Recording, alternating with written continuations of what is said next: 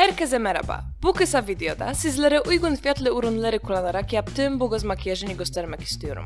Eğer ekrandaki makyaj görünümü ilginizi çektiyse izlemeye devam edin. Bu makyajımda far paleti olarak Balmain Nude Beach paletini kullanacağım. İlk olarak paletin üzerindeki bold far tonunu Chris bölgeme uygulayarak başlıyorum.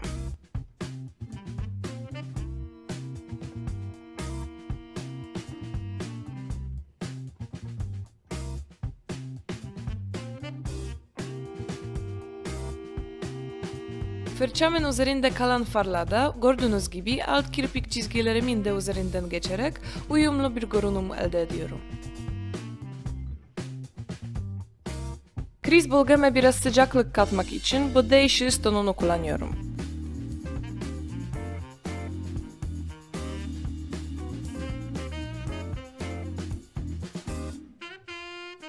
Göz kapağımın hareketli kısmı için build tonunu fırçamla alıp spreyimi sıktıktan sonra iç köşelerden en dışa doğru tüm alana uyguluyorum.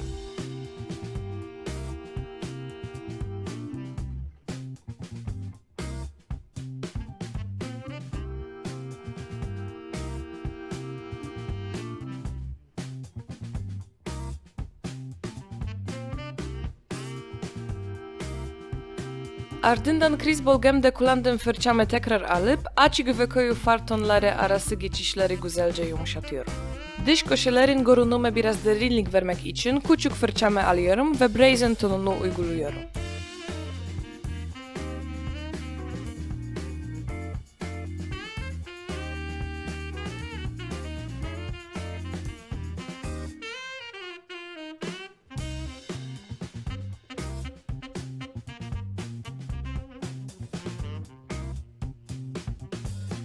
Kaş kemiği ve iç köşeleri aydınlatmak için Babe tonunu kullanıyorum.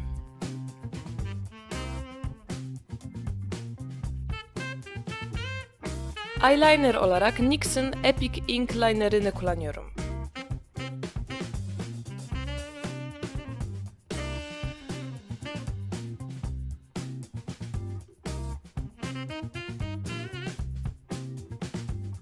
Maskara tercihim de Maybelline Lash Sensational.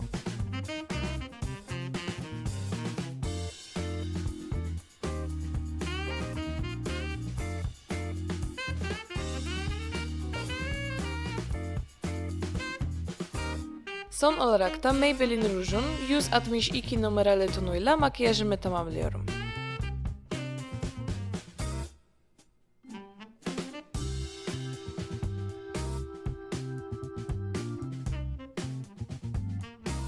Böylece bu kısa videomun da sonuna geldik. Umarım beğenmişsinizdir. Videolarımdan haberdar olmak için kanalıma abone olmayı unutmayın. Görüşmek üzere.